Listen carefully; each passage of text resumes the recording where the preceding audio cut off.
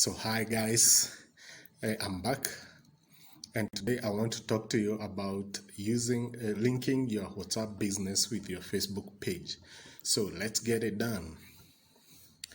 So the first thing you want to do is to go to your page, and that is whether you're on your laptop or in your phone. So I'm on my phone, and those are the steps that I'm going to show you right now. So what you need is to go to settings, right? It says settings right there.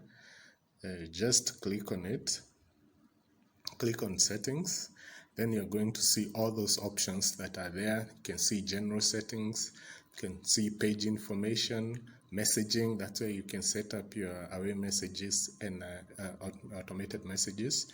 Notifications, you can set it. Page roles, you can set page roles there. People and other pages, you can see the people who like your page and other pages that like your page. Then you can connect with Instagram, and then there is that section for WhatsApp there.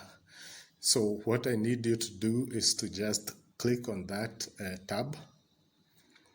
Once you click there, you're going to see these options where it says edit. For you, it will say connect with WhatsApp. So you're going to add your WhatsApp number.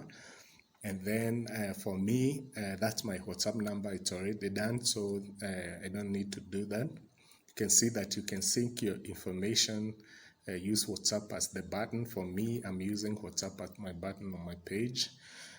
And then you can connect. Now for me, it says disconnect there, down there. But you can say it will read connect for you. So that is it, and hope that this video has been helpful to you and it's something that you're going to do. So thank you, and see you in the next video.